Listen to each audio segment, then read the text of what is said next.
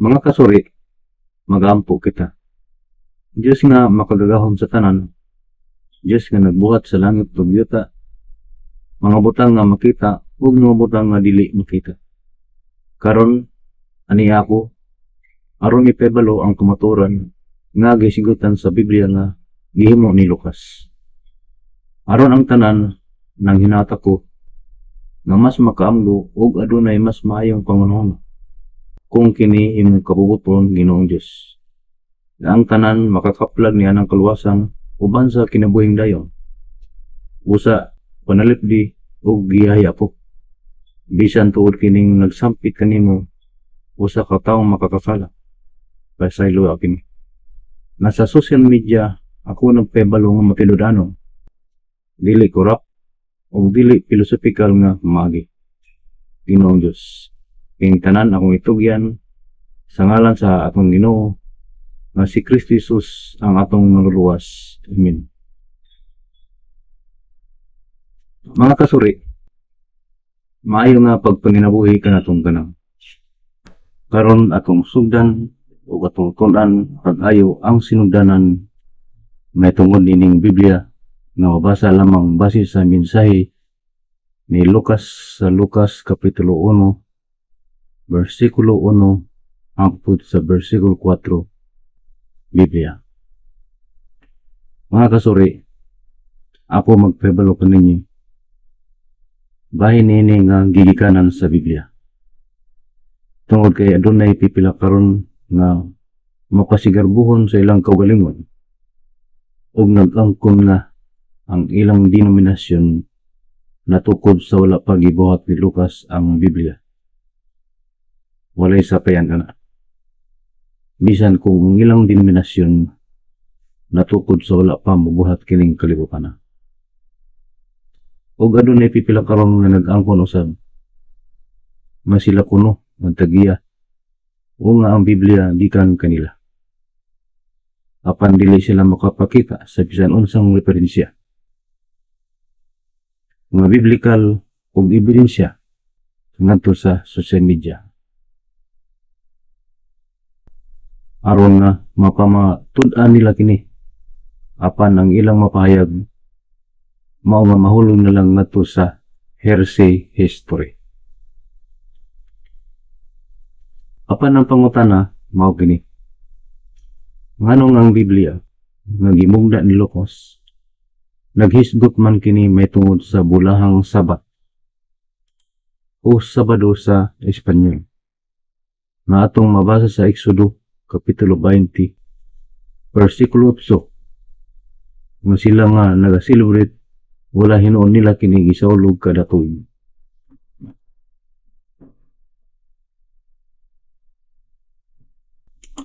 Mausab ang pulo nga paraiso nga atong mabasa sa Lucas Kapitulo 23 versikulo 43 nga mao ang kapadulnganan sa usa ka espiritu niadtong mapailogon sa ilang kaugalingon. Sama sa usa ka kriminal na tuana. Mga 2,000 ka tuig na ang niagi. Ug ang pulo nga hadis nga atong mabasa sa Lucas Kapitulo 16 versikulo 23 nga mao ang kapadulnganan sa usa ka espiritu niadtong nagpasigarbo sa ilang kaugalingon. Sama sa usa ka dato nga atuana. Mga 2,000 ka tuig usab na ang miyagi. Samtang ang adlaw sa paghukom wala pa maabot nga gitagana sa atong Ginoong Dios. Ug adunay uban pa nga gisgutan sa Biblia. Una usab nila nga aduna usab kita kabalo nga makasabot bisan tuod dili kita mga professional sama ni anang mga accountant,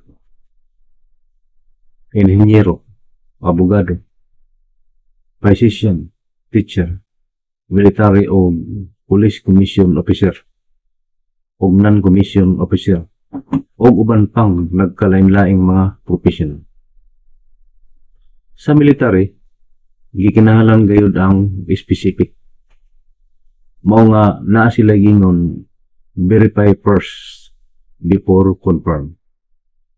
wala ko kabalo kung nasabtan kini sa uban. Kay alam nako, once nga kana sila mga professional, makarelax niya kung makatuon og maayo sa Biblia. Hangtod nga kini makamatlon, unya ilang mahibaloan nga bakak di ay ang atong mga pangtudlo. Sigurado ko nga kita pa niya ang maulawan sa atong gihimo nga walay specific. Expect the unexpected.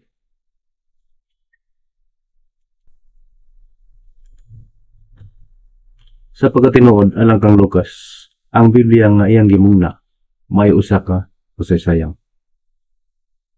Ginganlan kini ni Lucas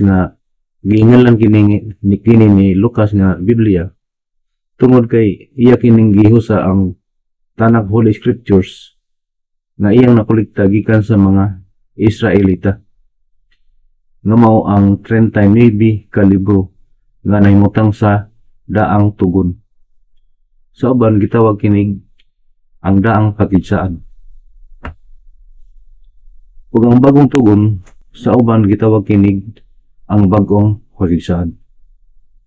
Nga mao ang 27 ka libro nga gisulat sa uban nga mga alagad o apostolis. Nakip ang 2 ka libro ni Lucas nga makasaysayanon usab isip mga nagpamatuod mahitungod kang Kristo Jesus. Himala sa libro ni Lucas, Kapitulo 24, versikulo 48, Biblia. Kamo mao ang mga saksi nini mga butang. Usab sa buhat, Kapitulo 1, versikulo 6, hangtod sa versikulo 8, Biblia. Ug unya sa nakatigom sila, ipangutana siya nila nga nagingom. Ginoo, niini mong panahon na karon igapahuli mo ang gingharian ngadto sa Israel. Ug siya nitubag kanila. Dili tugot kaninyo ang pagkasayod sa mga panahon o mga kahigayunan nga gitudlo samahan. Pinagi sa iyang kaugalingong kagahom. Apan kamo magadaw tinuon og gahom sa diha nga kakonsaran na kamo sa Espiritu Santo ug kamo mao unya ang ako mga saksi sa Jerusalem ug sa tibok Judea ug Samaria ug hangtod sa kinatumyan sa yuta. Apan may tungod dining bersikulo 6, may tungod sa pangutana gikan sa mga apostolis nga mao ang ilang pagtuo sa pagpayuli sa gingharian sa Israel. Kay sa pagkatinuod, ang atong Ginoong Dios mismo ang nagsugod sa paghari sa mga Israelita kaniadto. Samtang si Moses gihimong commander. Ang sinugdan sa paghari sa atong Ginoong Dios ibabaw sa mga Israelita mao ang pagtawag kang Moses hangtod sa panahon na ang mga anak ni Propeta Samuel nahimong maghukom sa dihang ang mga Israelita mipuyo na sa Kanaan nga mao ang nasod Israel karon. Busa ang Ginoong Dios naghari sa mga Israelita mikabat kining mga 100 o 100 ka tuig ug sobra pa. Nunya ang mga Israelita nag-people's power kini atubangan ni Propeta Samuel. Busa sa walay pagduha-duha, ang hari nga Ginoong Dios ni kanaog sa iyang katungdanan isip hari sa mga Israelita o gipulihan ni Haring Saul nga ilahan ng parente. Ngunya, ang Ginoong Dios wala mahimuot sa daotang mga buhat ni Haring Saul. Busa ang gahom sa iyang panimalay nabalhin ngadto sa panimalay ni David. Nga mipuli nga niya wingong hari. Pipila ka tuig miagi ang anak ni Haring David nga si Solomon mipuli na usab kaniya ingong hari. Niadtong panahon na ang Israel nahimong bantugan ug ang gingharian sa Israel nahimong labing gamhanang nasod sa tibuok kayutaan. Busa ang unang hari sa mga Israelita mao ang atong Ginoong Dios. Ug kini nga kasaysayan dili gayud nimo mabasa sa bisan unsang libro sa kasaysayan o sa internet. Human sa paghari ni Solomon, ang mga Israelita paingon na kini sa kalaglagan. Hangtod nahulog sila sa mga kamot sa Imperyo Babylonia. Ubos sa pagmando ni Haring Nabucodonosor nga karon mao ang Iraq. Mao kini ang hinungdan nga naguba ang gingarian sa mga Israelita tungod sa daotang mga buhat nga nahimo sa pipila nga nahimong hari sa mga Israelita. Nga misamot pa sa panahon ni Hari Matanyas.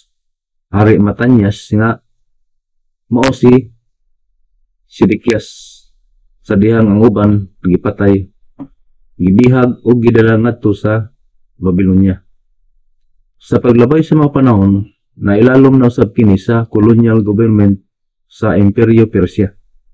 Nakaron mao ang Iran. Ug sa uban pangkanhing mga gingharian. Busa gikan sa pagkabihag hangtod nga nahimong estado. Wala sila kaugalingong konstitusyon ug wala usab sila kaugalingong sundalo. Ang Israel nahimong independente lamang niadtong tuig 1948 o 1948. Pila ka tuig human sa ikaduhang gubat sa kalibutan o World War II. Apan dili na kini usa ka Kingdom of Israel nga mabalik ang sistemang monarchy government, kundili pusa na kini ka State of Israel nga adunay sistemang parliamentary democracy. Apan kini nga bahin ako lamang kining ipadayon sa sulod kung adunay panahon pa. Karon mobalik kita sa sinugdanan may tungod nining Biblia. Pero sa dili pa ako magsugod, kung inyong maganahan kining topiko bahin sa Biblia, palihog lamang i-like o i-share o i-subscribe usab para ma-update kita kanunay sa uban pang matinun-anong mga topiko na akong ipabalo. Sunod kung may panahon pa. Sa pagkatinuod mga kasuri, mao nga gitawag kining Biblia kini ni Lucas. Tungod kay adunay duha ka grupo sa mga libro nga gihiusa sa sulod nini. Tukma kayo ang kalugan nga atong mabasa sa Merriam Dictionary may tungod sa Biblia na gihimo ni Lucas. Meaning, the Christian scriptures consisting of the Old and New Testaments. Na kung atong hubaron sa Cebuano, naglangkob sa daan o bagong tugon. Busa, dili mas layo pa sa usa ka milya ang kahulugan nini, kundi mas doon pa sa usa ka metro ang gipasabot sa maong dictionary. Tungod kay ang pulong nga Biblia, gikan sa pinulungan nga Grego, nga mao ang ngalan sa basahon nga gihimo ni Lucas. Tungod kay si Lucas, usa ka Grego. Kini usa ka basahon nga adunay daghang libro. Adunay daghang libro. Pananglitan, kung ikaw usa ka Japanese, kung maghimo ka og usa ka butang o libro, siyempre ang ngalan sa butang nga imong gimugna magikan gayud sa imong pinulungan nga Japanese, dili Chinese. Kung ikaw usa ka Chinese, kung maghimo ka og usa ka butang o libro, siyempre ang ngalan sa butang nga imong gimugna magikan usab sa imong pinulungan nga Chinese, dili Japanese. Sama ni Dr. Jose Rizal. Naghimo siya og mga libro. Usa nini ang iyang Noli Me Tangere nga ginganlan gikan sa pinulungang Espanyol. Tungod kay kinatsila man ang pinulungan sa atong nasod kaniadto. Ug ang atong nasod usab ubos sa kolonya Espanya niadtong panahon na. Busa, ang Noli Me Tangere, nagpaila nga si Dr. Jose Rizal ang nagsulat nini. Ug si Dr. Jose Rizal, siguradong nailhan nga tagsulat sa Noli Me Tangere. Mausab ang Biblia, nagpakita nga si Dr. Lucas ang naghimo nini. Og si Dr. Lucas siguradong nailhang ingong author sa Biblia nga mao ang gipasabot sa Lucas kapitulo 1 bersikulo 1 hangtod sa bersikulo 4 Biblia. Mao nga ang pulo nga Biblia gikan man sa pinulungang Griego. Bible sa English, ang bay nagpasabot duha. In prepiso Latino. Pareho lang usab sa bisikleta o bicycle sa pinulungang English. Gitawag og bay kay naay duha ka ligid. Mao nga bay. Kung atong i-search kini nga link na nakasulat sa ubos, ato makita kini nga table. Ug ang table adunay tulo ka kolom.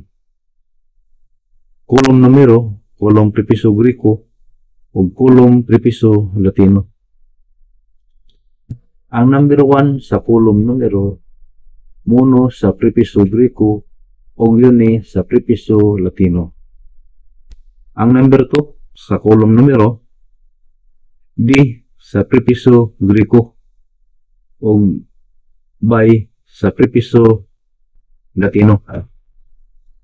Ang number 3 sa kolom numero, try sa prepiso Griko, ug ter sa prepiso Latino.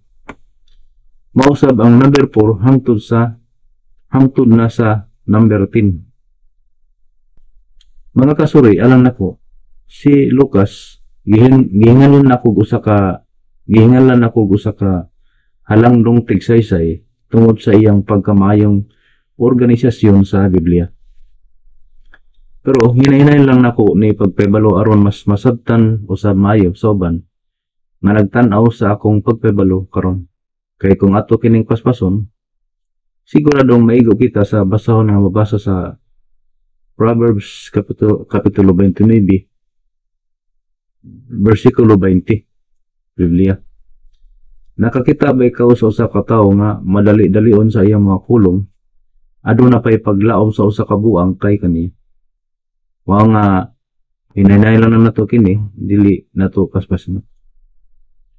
Sa unang bersikulo sa unang kapitulo sa libro ni Lucas, sanglit daghan man ang nangako sa pagtagik o kaasuyan, may tungod sa mabutang nga naitabo sa kaliwala namo. Kini nagpasabot nga niadtong mga panahon na, ilabi na human sa pagkayam ni Kristo Jesus. Nga kini si Lucas, samtang naghimo sa usa ka kasaysayan may tungod sa usa ka kaibulungan o usa ka talagsaon nga tawo nga si Kristo Jesus. Nga siya, dili lamang siya ang nagsulat aron sa paghimo sa usa ka kasaysayan. May tungod sa mga panghitabo, pagkatao, pagginabuhi, pagkamatay, ug pagkabanhaw may tungod nining iyang gihinganlan usa ka talagsaon nga tawo nga naitabo sa ilang panahon. Apan adunay uban usa sama ni Apostol Mateo, ni Marcos, ni Juan. Ug tingali adunay mga Romano sab kay Imperyong Romano man kadto nga panahon. Mga Griko ug usa na diha si Lucas nga mao'y nagngalan og Biblia nga iyang nahimo. Mga gipasabot sa minsay ni Lucas sa Lucas kapitulo 1 bersikulo 1 Biblia. Sa ikaduha nga bersikulo sa unang kapitulo sa libro ni Lucas, ingon sa pagbilin ni kanamo sa mga tao nga sukad sa sinugdan, mga saksi nga nagpakakita o mga ministro sa kulong. Kini nagpasabot nga kini si Lucas samtang naghimo siya og kasaysayan may tungod sa usa ka talagsaon nga tawo, si Kristo Jesus. Siya sama sa usa ka sulugon nga gisugo kaniya. Apan sa pagkatinuod, wala kini gisugo kaniya. Sama sa usa ka sugo nga gihatag ni Kristo Jesus ngadto sa iyang mga tinun-an. Apan alang kang Lucas, ang iyang gihimo usa lamang ka voluntaryo tungod sa pulong nga ingon sa ato pa murag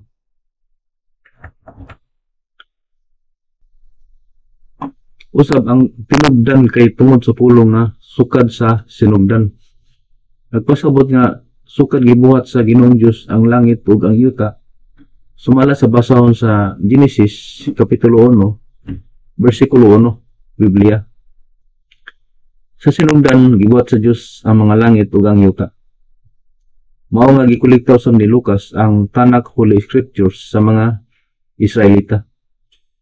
O interview sa ang mga tao o mga ministro nga nalambigit o mga kupita tungod sa pulong nga mga saksi nga nagpakakita o mga ministro sa pulong. Kini nga pulong nagpakakita mao kini nga mga propeta sumala sa mensahe ni Lucas sa Lucas kapitulo 1 bersikulo 2 Biblia. Sa ikatulong nga bersikulo sa unang kapitulo sa libro ni Lucas, giisip ko, maingon nga nasubay ko man sa hingpit ang kaagi sa tanan sukad sa sinugdan. Nga daw maayo ka nako usab ang pagsulat alang kanimo sa usa ka maayong pagkahanay nga asoy o labing hamili nga tupilo. Kini nagpasabot nga ang kalampusan ni Lucas sa iyang mga kahago may tungod sa iyang mga pagpaningkamot pinaagi sa pag-interview, panuki-duki o pagkulikta sa tanang butang gikan sa mga tao nga nagpakakita, mga ministro sa maong ebanghelyo, mga disipulo o mga apostolis. Sa mga panghitabo may tungod sa pagkatao, pagkinabuhi, pagkamatay, pagkabanhaw o pagkayan ni Kristo Jesus, lakip na ang Tanakh Holy Scriptures sa mga Israelita. Tungod sa pulong nga ang kaagi sa tanan sukad sa sinugdan, na sa ato pa na kumpleto og mayo walay sipyat. Usab ang mga basahon nga giisgutan ni Jesus mabasa sa basahon sa Lucas kapitulo 24 bersikulo 44 Biblia. Ug unya mingon siya kanila, kini mao ang ako mga pulong nga gisulti ko kaninyo kaniadto sa kauban pa ako kaninyo, nga kinahanglan gayud matuman ang tanang naisulat may tungod kanako diha sa kusuguan ni Moises ug sa mga propeta ug sa mga salmo. Dugang pa ang hapsay nga pagkahimo, hapsay nga pagkasunod-sunod sa mga nakolekta ng mga impormasyon ug mga libro. Mao nga ang mga libro nga gikolekta gikan sa Tanakh Holy Scriptures gihimo kini nga bahin sa daang tugon. Ug ang mga libro sa mga disipulo ni Jesus nga nagsulat gihimo kini nga bahin sa bagong tugon, lakip ang 2 ka libro ni Lucas. Ug mga kapitulo o mga bersikulo alang sa dali nga magitan gikan sa numero 1 hangtod sa ikapila nga numero. Si Lucas sama sa usa ka journalist tungod sa pulong nga ang pagsulat alang kanimo sa usa ka maayong paghanay nga asoy. Usab ang iyang dakong pagtahod niadtong nagpasakop sa Ginoo nga Dios tungod sa tinguha nga makabaton og kinabuhing dayon. Ug dinhi usab kita nahibalo nga siya usa ka Grego tungod sa pulong nga o labing hamili nga tupilo. Tungod kay ang hubad sa pulong nga tupilo o tupilos sa English, friend or lover of God o higala. O niadtong nagpasakop o nakighigala sa Ginoo nga Dios. Sumala sa mensahe ni Lucas sa Lucas kapitulo 1 bersikulo 3 Biblia. Sa ikaapat nga bersikulo sa unang kapitulo sa libro ni Lucas, aron imong maila ang pagkatinuod sa mga butang nga gikasugilon kanimo. Kini nagpasabot nga alang niadtong nagpasakop o nakigigala sa Ginoo nga Dios tungod sa tinguha nga makabaton og kinabuhing dayon nga adunay paglaom, mubati gayud nga matinud-anon gayud ang mga gihingo ni Lucas. Nga sato pa ang iyang paghago wala gayud masayang bahin sa iyang mga pagpaningkamot pinagi sa pag-interview, panukiduki ug pagpulikta sa tanang butang gikan sa mga tawo nga nagpakakita sa mga ministro sa maong ebanghelyo, sa mga disipulo o mga apostolis, sa mga panghitabo may tungod sa pagkatao, pagkinabuhi, pagkamatay, pagkabanhaw, ug ang pagkayod ni Kristo Jesus. Lakip na ang tanak Holy Scriptures sa mga Israelinhon. Dugang pa ang atong pagpaningkamot sa pagbasa sa Biblia nga gihimo mismo ni Lucas, dili makawang og pagkaanindot gayud og igo na alang sa kaluwasan. Sumala sa mensahe ni Lucas sa Lucas Kapitulo 1, versikulo 4, Biblia. Mga kasuri, mao nga ako nakaingon, kung wala mitunga kini si Lucas, walay Biblia. Kung wala ang Biblia, walay kamaturan nga mapadayag. Busa, ako mismo nga nagpaibalo kaninyo, meaning kamatuoran na, wala ko kadluki niya nang nagdilaab nga linaw nga kalayo o asupre. Tungod kay kining ako mga topiko sa Biblia ni Lucas, pinasubay ko kini. Kini dili kurap o kini dili usab filosofikal nga paagi. Ang mensahe ni Lucas nga mabasa sa iyang basahon sa Lucas Kapitulo 1, versikulo 1 hangtod sa versikulo 4, Biblia, mubura kaya. Apan kini nagpasabot nga ang pasaysayan nini kaylap kayo. Alang nako, walay butang nga walay mensahe gikan sa tagsulat. Apan ang tagsulat adunay usa ka mensahe alang sa usa ka gihimo. Mga kasuri, ang sunod nako ipaibalo kaninyo mao ang may tungod kang Lucas. Kinsa kini si Lucas? So, kini nagaingon kaninyo nga dinhi nilang kutob ug daghang salamat sa inyong pagpaminaw o pagtanaw nining akong pagpaibalo. Sama ko usap pa, kung ganahan mo sa akong matinud-ano nga mga topiko na dunay referensya o ebidensya, palihog lamang i-like, i-share o i-subscribe usab aron kanunay kitang updated sa akong sunod nga pagpaibalo kung adunay panahon pa. Ang Ginoong Dios nga makagagahom, magapanalangin kanato, maglamdag maayog mga nahuna alang sa tanan, ug manginaot nga kita pagatagan kay gayunan para sa kinabuhi nga walay katapusan. Amen.